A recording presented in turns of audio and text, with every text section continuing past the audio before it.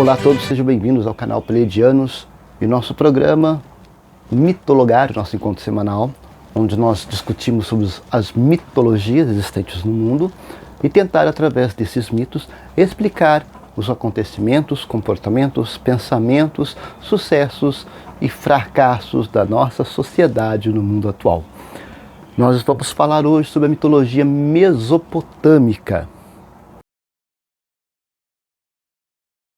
Ali próximo do Oriente Médio, principalmente as civilizações da Suméria, Assíria, babilônios, persas, caldeus, esse povo. Por quê? Foi esses povos que prosperaram na região conhecida hoje, mais ou menos como se fosse o Iraque. Essa mitologia deles vai evoluindo ao longo do tempo dentro desta região mesopotâmica. As principais características que marcam os mitos e as crenças desta região e desses reinos que por ali passaram. Caracterizada primeiro por um panteão de deuses e deusas que personificam forças naturais, aspectos da vida, e que eram frequentemente retratados como se fossem humanos, né? Como pessoas que possuem imenso poder e imortalidade. Essa é a definição de divindade, não é? Os mitos frequentemente giram em torno de temas de criação, a relação entre deuses e humanos, a explicação de fenômenos naturais. Quando nós falamos de fenômenos naturais, como eu já falei em outros mitos, né, tentam explicar através do mito, da história, coisas que até então não tinham como explicar. Hoje nós temos ciência, nós temos até a tecnologia, a biotecnologia, que nos ajuda a entender tudo o que acontece no meio natural, incluindo nós mesmos como pessoas. Mas na época, a tecnologia da época não lhes permitiu apenas compreender e contemplar o mundo através da observação, nomeação e crença. Os mitos eram transmitidos oralmente através de textos cuneiformes em placas de argila. Quando começam, né, os primeiros povos começam a partir desse período a escrever a sua história, porque antes desse período, os grandes historiadores, eles compreendem que não havia uma escrita propriamente dita e que a história dos povos era contada e transmitida de geração em geração oralmente. Ela era uma história falada, não registrada. A partir dos povos da Mesopotâmia, que começam a precisar de criar um instrumento de escrita, não somente pela história, mas pela administração dos reinos, foi começando aí a ter os primeiros rabiscos, vamos assim dizer, né? As primeiras linhas de história de um povo. Claro que, como tudo na vida, ela está carregada de misticismo, de crenças e por aí vai. Alguns exemplos dessas divindades e seres mitológicos da região mesopotâmica. Primeiro, Anu, o Deus Supremo, que é o Deus do céu e Rei dos senhores dos deuses. Enlil, Deus do ar, vento e da tempestade, frequentemente considerada a divindade mais poderosa depois de Anu. É claro, o ar, o vento, ele é imprevisível, assim como a água, né? Enki, mais tarde conhecido como Ea, Deus das águas, sabedoria, criação, reverenciado como protetor da humanidade. Por que é protetor da humanidade? Lembre-se, gente, eu já falei para vocês e volto a repetir. Sem água não há vida. Sem água nada cresce, nada brota, nada se desenvolve. Então essa associação, ela anda de mãos dadas no sentido da proteção, né, da continuidade. Inanna, mais tarde conhecida como Star, deusa do amor, beleza, sexo, guerra e poder político, conhecida por sua natureza feroz e apaixonada. Marduk, um deus importante na mitologia babilônica, associado à criação e à justiça, famoso por derrotar o monstro do caos Tiamat. Tiamat era uma deusa primordial do oceano, representando o caos e criação, o central do mito babilônico da criação. Gilgamesh, um rei lendário de Uruk e a figura central de A Epopeia de Gilgamesh, uma das primeiras obras literárias sobreviventes. Ereskigad, ou Ereskkigal, deusa do submundo, governante dos mortos. Dagon, deus das sementes da agricultura. Ninhun Sarg, deusa mãe associada à terra e à fertilidade. Nimrod, um rei mitológico frequentemente associado à figura bíblica conhecida por seu suposto papel na construção da Torre de Babel. Essas divindades e contos mitológicos não eram apenas elementos religiosos, mas também desempenhavam um papel significativo na formação das normas culturais e sociais das civilizações mesopotâmicas antigas. Eles faziam parte do ser existir da sociedade, caminhava no meio da sociedade, estava ali como princípio e fim.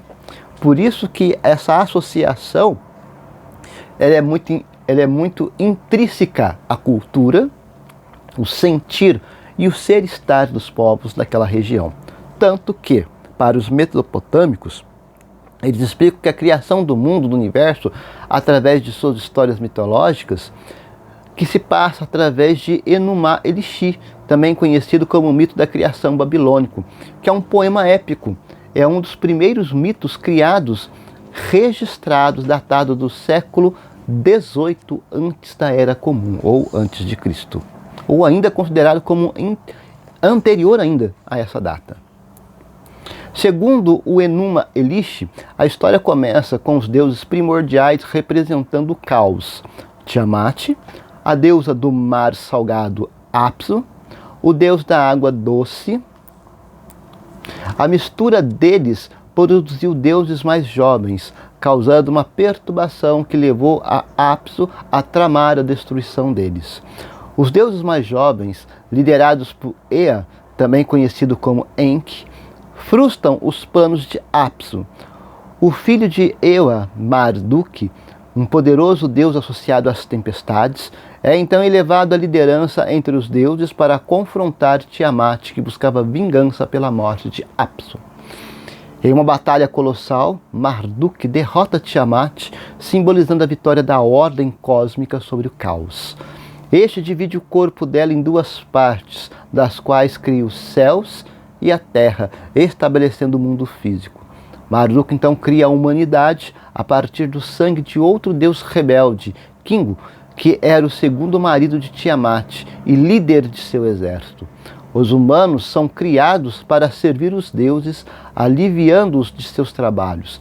Marduk organiza o universo, atribui papéis aos vários deuses e estabelece a Babilônia como centro de culto religioso. O Enuma Elish é o mais do que apenas uma história de criação. Serviu para reforçar a supremacia de Marduk e a proeminência da Babilônia na sociedade mesopotâmica. O mito reflete as visões dos mesopotâmicos sobre o cosmo, a natureza e os deuses e humanos e a relação entre o reino divino e mortal.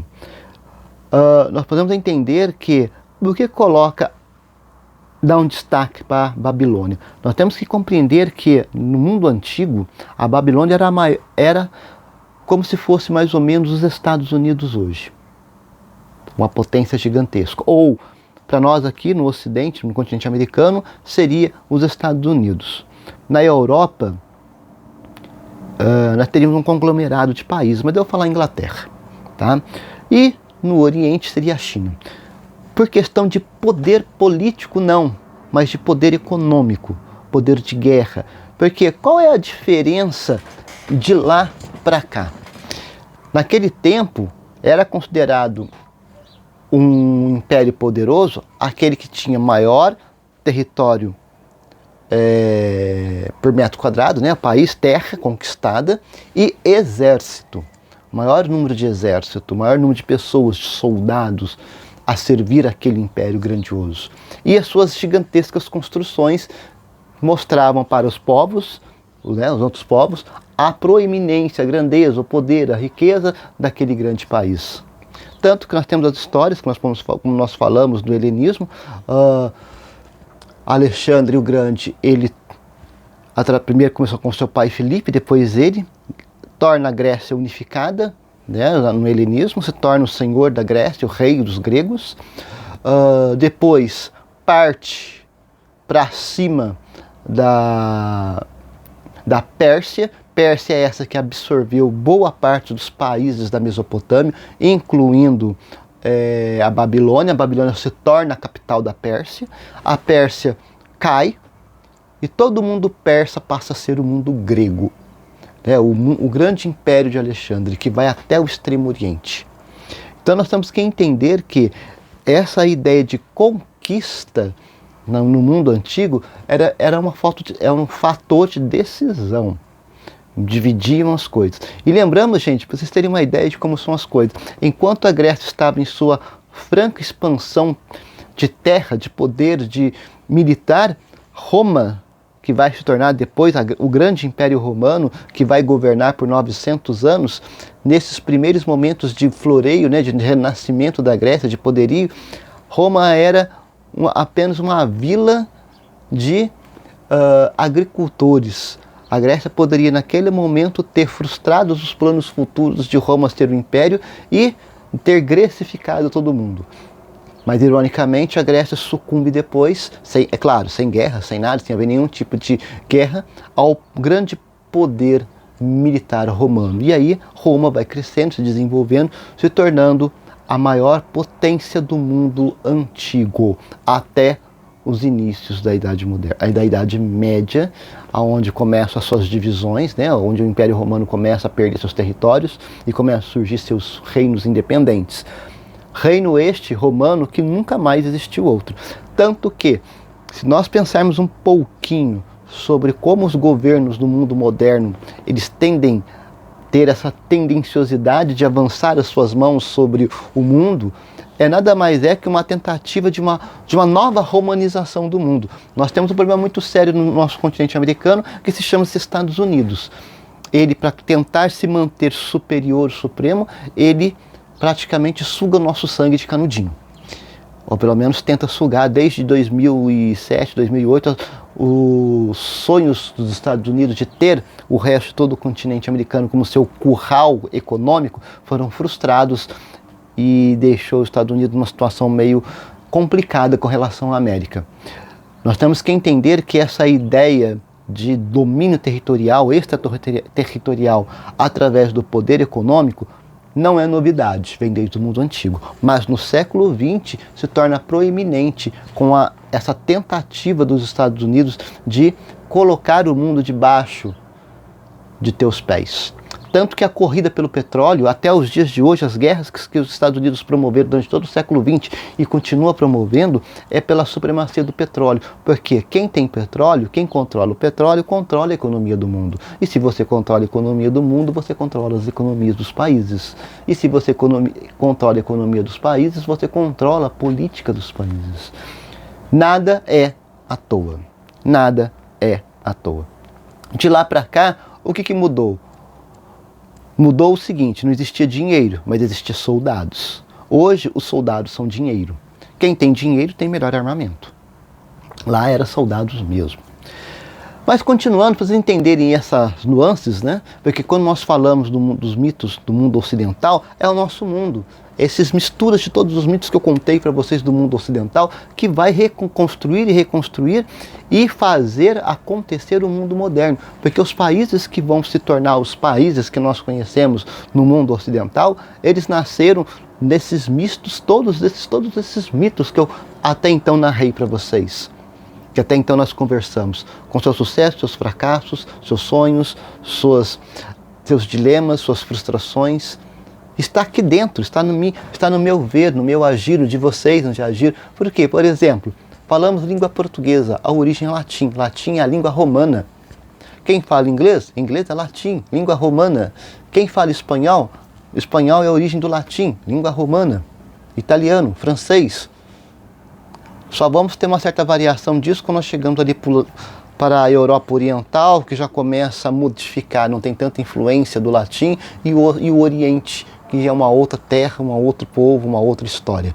Mas aqueles que viveram sob a égide romana, latim, carregou todos os mitos, todas essas crendices, todos esses acontecimentos que eu narrei e que estou narrando, para a sociedade moderna. Portanto, eu costumo falar que não existe, eu até brinco às vezes, né? Não existe nada mais brasileiro do que um romano. Não existe nada mais romano do que um brasileiro. Por quê? Porque a cultura, a língua, os pensamentos, os sonhos e as frustrações são as mesmas. Não moramos na Europa, não moramos em Roma, mas não quer dizer que Roma não habita no Brasil. Não quer dizer que o Brasil não habita em Roma, porque as origens dos nossos povos, das nossas línguas, dos nossos conceitos, das nossas leis, são herança do grandioso Império Romano, seus 900 anos de governo. Outro mito interessante que nós temos que entender é o chamado de Gilgamesh, que é uma epopeia, né? O mito mesopotâmico do dilúvio, olha só, uma visão diferente do que nós entendemos sobre o dilúvio. O relatado na epopeia de Gilgamesh é uma das narrativas antigas mais renomadas e apresenta notáveis semelhanças com outros mitos de dilúvio em todo o mundo, incluindo a história bíblica da Arca de Noé. A história do dilúvio da epopeia de Gilgamesh é transmitida através do conto de Utnapishtim, que Gilgamesh procura sua busca pela imortalidade. Na epopeia, relatada a Gilgamesh como os deuses liderados por Enlil, decidiram destruir a humanidade com um grande dilúvio. Enlil estava irritado com o barulho e o comportamento caótico dos humanos e procurou pôr fim à existência deles. No entanto, Ea, também conhecido como Enki, o deus da sabedoria e das águas, advertiu Utnapishtim, um homem justo e piedoso, sobre o dilúvio iminente. Ea instruiu Utnapishtim a construir um enorme barco, uma tarefa que ele empreende em segredo, sob o pretexto de construir uma grande casa. Utnapishtim reúne sua família e vários animais, bem como artesãos habilidosos a bordo do barco. O dilúvio que se segue é imensamente destrutivo, durando 6 dias e noites e aniquilando toda a vida na terra, exceto Utnapishtim e aqueles em seu barco. Os deuses, especialmente Enlil, lamentam sua decisão ao testemunhar as consequências do dilúvio. O barco eventualmente chega a descansar no monte Nimush e Utnapishtim libera um pombo, uma andorinha e um corvo para encontrar terra. Quando a ave não retorna, ele sabe que encontrou terra seca, como recompensa por sua piedade e por preservar a vida. Os deuses concedem a Utnapishtim e sua esposa a imortalidade. Essa história dentro da epopeia não apenas destaca o tema da mortalidade humana, mas também serve como uma lição moral sobre a natureza caprichosa dos deuses e a importância da sabedoria e da resiliência humana. Ora, nós temos que entender que o caos causado por nós humanos está aqui. Isso não é novidade. Isso é fato recorrente desde que quando o mundo começou a registrar a sua história. Existe um problema muito sério sobre a humanidade porque nós vivemos em constante insatisfação. Quanto mais temos, mais queremos ter. Nunca estamos bem com aquilo que temos. Veja você na sua vida. Você tem coisas que você tem hoje que ontem você não tinha. Em vez de você olhar para aquilo que você tem e o que não tinha, você fica olhando para aquilo que você ainda não tem. Então você nunca está feliz, você nunca está bem, você nunca está satisfeito, você nunca está numa certa concordata de que está vivendo bem. E isso gera preocupação, gera angústia, gera sempre essa andança incessante em querer buscar o mais, o além. Em outras palavras, nós chamamos isso, no bom português, de ambição. Ou no nosso português popular, zóio de si, olho grande, né? A ambição, ela gera os acontecimentos, os antecedentes e os consequentes de uma sociedade que deveria crescer harmonicamente, e ela não cresce harmonicamente, porque a ambição, ela sempre vai gerar divisões, discórdia, barulho, bagunça. E aonde há discórdia, bagunça, a vida não sobrevive direito e o caos se instala. E aí, forças maiores são obrigadas a intervir para poder botar ordem nesse caos. Nossa sociedade moderna está um caos porque falta ordem. Mas a ordem que eu falo não é uma ordem divina. É a ordem que nós mesmos humanos precisamos colocar na nossa vida. Eu não preciso de leis punitivas para poder falar para determinadas situações que não pode acontecer. Isso é questão de humanismo, questão de humanidade, questão de pensamento. É questão de você olhar para a sua existência como ser humano e saber dizer que o meu limite termina quando começa o do outro. Eu não preciso de uma lei para poder determinar esses limites e nem as consequências quando eu ultrapasso esses limites. Eu basta ter consciência. O bom e velho ditado: o que eu não quero para mim, eu não faço para o outro. Simples assim, né? Mas psicologicamente, aprofundando ainda mais os mitos, nós temos que entender que é muito complexo as crenças mesopotâmicas, porque é uma cosmovisão das antigas civilizações e que, querendo ou não, são extremamente grandes. Nós pegamos o Iraque, se fosse para colocar em geografia, seria Iraque, o norte da Síria, sudeste da Turquia, essa região todinha, né? Parte. Aí descemos um pouquinho mais, vamos para o Egito, Grécia, Roma. Então nós temos um conglomerado de situações que estão ali sempre se digladiando, sempre se convergindo, sempre se misturando e se renovando. Eu costumo entender que, como eu começo a falar sobre os mitos da região da Mesopotâmica, eu sempre começo a dizer o seguinte: ela é uma salada de fruta. Uma salada de fruta com vários gostos, com várias cores e com várias texturas. Logo, isso tem um nome. Nós chamamos de politeísmo, né? E um politeísmo complexo. Por quê? Porque são deuses e deusas, cada um com suas próprias personalidades, com seus próprios atributos, suas áreas de atuação e influência. Os deuses são frequentemente representados como força da natureza, elementos cósmicos, de aspectos divina e humana. Embora tenha a aparência humana, mas são de elementos cósmicos, estão muito além do que nós. E isso ainda permanece no mundo moderno, embora hoje nós vemos sobre a égide da divindade cristã, do Deus cristão, a herança do mundo judaico. Esse Deus continua ainda sendo um Deus de mentalidade, de vida, de existência cósmica. Ela é cósmica, ela não é humana. Ainda continua no cosmos, não é humano. Está muito além de mim e de você. A dualidade em contrastes.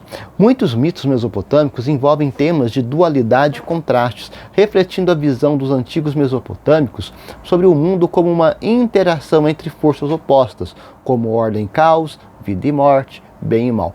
Por que isso?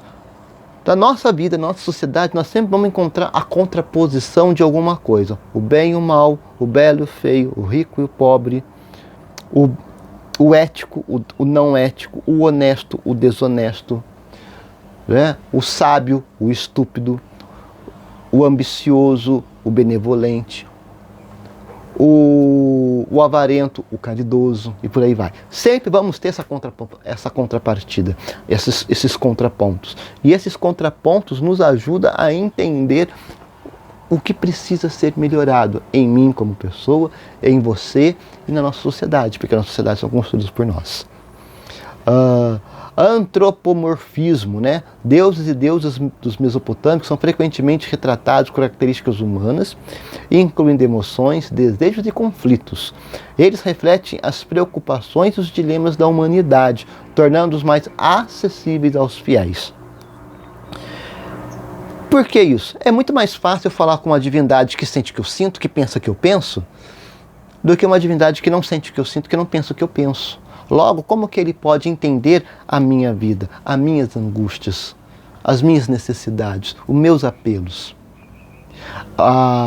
O advento do Deus cristão, ele tirou a ideia do politeísmo para um único Deus, mas um único Deus que consegue ver, entender, enxergar, sentir todas as coisas. Ele sai de cena todos os deuses, ficando um só, mas esse Deus mantém em si todas as qualidades de todos os deuses em uma única pessoa. Você consegue entender o contraste do mundo antigo, quando começa a perder as suas eficiências e vem para o mundo, saindo, entrando no mundo medieval, depois o mundo moderno e hoje a contemporaneidade, essa divindade ainda continua sendo um único Deus, mas dentro de si ele abarca, abraça todas as características, todas as qualidades, todos os anseios, e até mesmo as falhas em uma única pessoa. Mas por que isso? Porque agora é um Deus que tende a compreender a humanidade. Não é mais aquele abecedário, é um único Deus. Os dilemas são os mesmos, os problemas são os mesmos, as dificuldades são os mesmos, mas agora é uma única divindade. Natureza ritualística. Muitas narrativas mitológicas mesopotâmicas estão ligadas às práticas rituais festivas religiosas. Esses rituais desempenhavam um papel crucial na vida cotidiana, na tentativa de influenciar os deuses para garantir proteção, prosperidade e sucesso. Mudou isso? Não mudou. É a mesma coisa. Dualidade humana. A mitologia mesopotâmica também explora a dualidade dentro dos seres humanos, retratando a luta entre impulsos bons e maus, virtudes e vícios. Isso é frequentemente personificado em heróis, heroínas, que enfrentam desafios épicos e provações. Quais são os nossos heróis do mundo moderno que enfrentam esses dilemas, esses conflitos que nós enfrentamos? Hoje os nossos heróis não são muito mais próximos de nós. É o pai, a mãe, o amigo, amiga, namorado, namorada, esposa, marido, os filhos. Esses são os nossos heróis do mundo moderno que enfrentam esses problemas. Por que enfrentam esses problemas? Porque esses problemas são mais palpáveis. Estão muito mais próximo de nós no mundo moderno do que no mundo antigo. Porque hoje nós temos uma comunicação. Por exemplo, quem está me vendo e me ouvindo pelo canal YouTube, qualquer pessoa no mundo que sintonizar o canal Pleiadianos vai me ver e vai me ouvir. Pode não entender o que eu estou falando. Hoje temos tradução simultânea. Vai lá e coloca lá a tradução na língua dele e vai entender perfeitamente o que eu estou falando. Mas antigamente não existia isso, não existia a tecnologia que existe hoje. Então hoje nós somos os nossos heróis, as nossas heroínas e os nossos vilões. Por isso tornou-se crucial hoje em dia fazermos o que nós estamos fazendo. O que eu estou fazendo com vocês, o que a Ariel fez na ideia do canal Pleiadiano. É o quê? Discutirmos ideias, propor melhorias, sermos melhores hoje do que fomos ontem, sermos os heróis das nossas vidas, sermos os protagonistas das nossas vidas, sermos caridosos, amáveis. Porque o mundo está de mal a pior, porque eu estou de mal a pior. Eu estou dando mais ênfase à minha maldade, à minha crueldade, às minhas deficiências, às minhas misérias, do que às minhas qualidades. E não tem um mundo que vá sobreviver se todo mundo dá mais luz, mais vazão, mais paixões às misérias do que às virtudes. E aí o mundo caminha de mal para pior. Medo e reverência. Os mitos mesopotâmicos muitas vezes refletem o medo e a reverência dos antigos mesopotâmicos em relação aos poderes divinos. Os deuses podem ser temidos tanto quanto reverenciados. E os mitos muitas vezes enfatizavam a necessidade de respeitar e honrar essas divindades para evitar sua ira. Hoje, embora vivemos num mundo de uma égide de um Deus cristão, que tem lá suas leis, no caso, quem é cristão católico, cristão, é os 10 mandamentos, mas hoje nós temos um outro Deus que se chama e que está muito na mídia de maneira... Eu não sei dizer se é de maneira certa ou de maneira errada. Eu acredito que é necessário que este poder seja mais evidente na sociedade humana para poder mostrar para as pessoas que nem tudo que bate na minha cabeça, nem tudo que me dá na telha, como digitar, nem tudo que vem à minha mente eu posso fazer. Chama-se justiça, chama-se Supremo Tribunal Federal. Chama-se Código Penal, chama-se cadeia. é como se fosse a divindade, a outra divindade do mundo. Por que eu estou falando sobre isso? Nós precisamos entender que os mitos, eles traziam força de manter o povo cativo, de o povo dentro da norma, seguir a linha da divindade, porque essa divindade ele era aquele que julgava, aquele que via o problema, aquele que julgava, aquele que condenava e aquele que executava. Então o medo era constante, tanto que eu não sei vocês, eu já passei por isso quando era criança. Minha mãe vivia falando isso para mim, provavelmente a mãe dela, minha avó deve ter falado para minha mãe, a minha bisavó deve ter falado para minha avó, a minha tataravó deve ter falado para minha bisavó. Não faça isso porque Deus castiga. Essa ideia de castigo divino, porque por causa de algo ruim que você pretende se fazer, vem lá de trás. Hoje chama-se justiça. Hoje chama-se o terceiro poder da Constituição, que é o judiciário. Os países que são, no mundo inteiro, independente seja república ou uma monarquia, hoje existe o poder chamado judiciário. E esse judiciário é aquele que faz botar ordem na casa, faz botar ordem no barraco. Pelo menos é a ideia, né? E está sendo muito combatido no mundo, principalmente no Brasil. Por quê? Porque o Brasil parece que virou uma terra sem lei. Né? Nós estamos aqui na internet você pode fazer o que você quer, falar o que você quer, xingar, se expressar da forma que você quer, que não pega nada, não acontece nada, porque aqui não é terra de ninguém, aqui não tem ordem. Não. Não é porque estou numa rede social, isso não significa que eu não sou responsável por aquilo que eu falo. Eu costumo dizer para as pessoas que existem dois tipos de entendimento sobre essa palavra. Esse é o ditado que eu sempre falo para as pessoas, eu sou responsável por aquilo que eu falo. Ponto final. Entretanto, não sou responsável por aquilo que você entende a partir daquilo que eu falo. Por quê? O seu entendimento sobre aquilo que eu estou falando vai depender do conhecimento que você tem, do conhecimento que você acumulou ao longo da tua vida. Eu sei o que eu estou falando. E você sabe do que você está ouvindo? São coisas diferentes, são acontecimentos diferentes. E a justiça está justamente nesse contraponto, de fazer valer o cuidado daquilo que eu falo e também o cuidado daquilo que você entende a partir daquilo que eu falo. São coisas diferentes, mas que agem paralelamente umas às outras. Os ciclos de vida e morte. Os ciclos de vida e morte dentro da mitologia aborda temas como o ciclo da vida, os deuses que frequentemente são associados aos processos de criação, destruição, renovação. Esses temas refletem a compreensão dos antigos mesopotâmicos sobre a natureza cíclica do universo da vida. Nós saímos agora há pouco da mitologia nórdica. A mitologia nórdica, praticamente pode-se dizer que toda a mitologia está calcada, calcificada sobre essa questão dos ciclos da vida e da morte. Por quê? Porque é uma tônica que não tem como escapar. Eu já falei para vocês, na nossa vida tudo é incerto. A única certeza que nós temos é o dia que nós nascemos, que está lá registrado, dia, hora e o local, e que um dia nós vamos falecer, que um dia nós vamos morrer. Nós não vamos ficar eterno. Vai demorar. Para uns, para outros nem tanto, dependendo da situação da vida, como vive a vida, como ele pensa a vida dele. Mas ninguém vai ser eterno.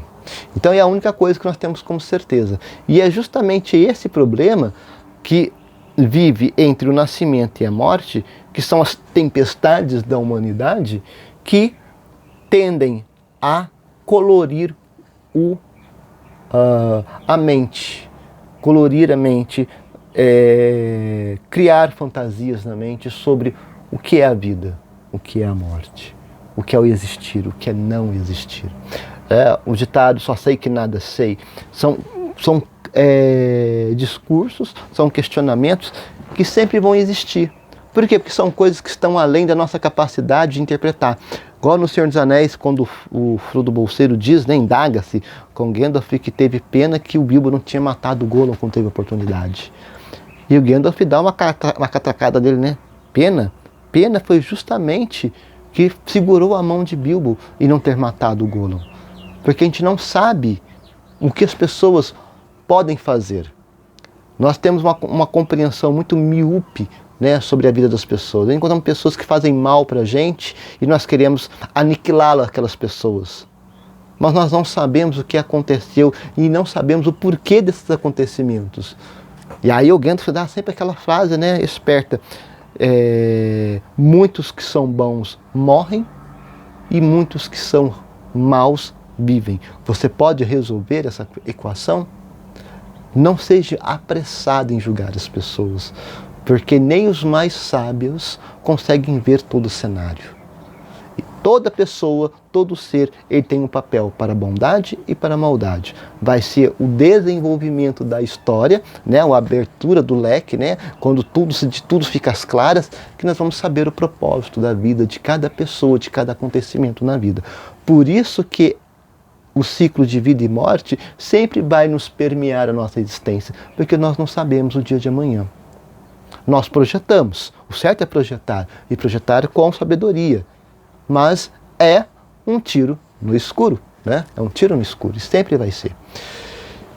Logo, essas civilizações todas que eu falei da Mesopotâmia, começando lá, quando nós começamos no ano passado, lá no mês de março, começando no dia 4 de março pela civilização grega, depois viemos para a civilização egípcia, dos egípcios nós passamos para os africanos, depois dos africanos nós fomos para os mitos nórdicos, os vikings, passamos pelos romanos e fechamos os mitos do mundo ocidental com a mitologia mesopotâmica.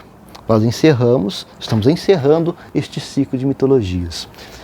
Eu espero que vocês tenham compreendido bastante sobre essa diversidade, esses acontecimentos, os ensinamentos, as dúvidas que os mitos nos passaram e que ainda é a nossa dúvida, ainda é o nosso dilema, ainda é a nossa frustração em pleno século XXI. E eu aproveito e eu deixo um questionamento para vocês, para que vocês possam estar respondendo esse questionamento no bate-papo.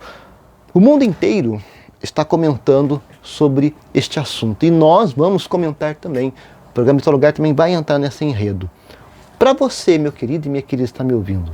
Essa é uma pergunta que eu quero que você coloque depois embaixo o que você acha. No mundo que nós estamos vivendo, a ignorância é uma virtude? Ou é a ignorância a prova cabal da falência do ser humano? O mundo inteiro está discutindo. Eu tenho observado, eu assisto muito vídeo, eu vejo muitos programas dentro e fora do Brasil. Eu sempre estou assistindo, sempre estou tentando me antenar, porque eu sou um estudioso, né? Sou um cientista histórico, sociólogo e geográfico. Então eu tenho que entender as nuances do mundo, porque é a nossa função, é o nosso trabalho ajudar as pessoas a serem melhores, a compreender. E essa é a batida do momento. A batida do momento é até que ponto a ignorância ela é uma dádiva, se é que ela é uma dádiva. Será que você, assim como eu, quando ficou sabendo de alguma coisa, você se arrependeu de ter ficado sabendo sobre aquilo? Talvez se tivesse ficado na total obscuridade, você teria sido mais feliz na sua vida? São estes os questionamentos que nós vamos questionar num programa fora do horário, fora do dia normal, do horário regular. Nós vamos abrir, né, um canal, um dia específico, especial, para estar discutindo isso. Então, deixe nos seus comentários embaixo, depois que vocês acabarem de ver este programa. A ignorância é uma virtude? Deixe seus comentários e vamos discutir, vamos destrinchar isso num programa específico para que nós possamos estar conversando sobre esse tema extremamente debatido em todo o mundo. Bem, meus queridos, um forte abraço a todos, um bom final de semana e nos encontraremos na próxima semana aqui no canal Pleiadianos, no programa Mitologar. Um forte abraço a todos.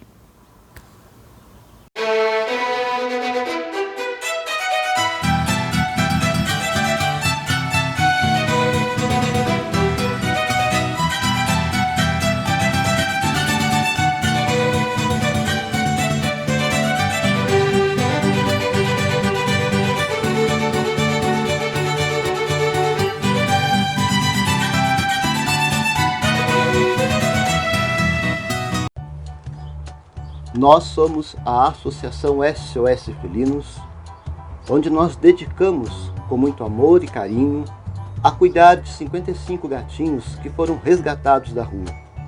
E através de sua inestimável ajuda, estamos conseguindo dar a esses bichinhos muito amados um lar, alimento, remédios, veterinário, além de muita atenção, cuidado e imenso amor. Se você ainda não conhece a Associação SOS Felinos, venha nos conhecer pelas redes sociais e assomar conosco neste projeto. A Associação SOS Felinos, juntos para um mundo melhor para todos.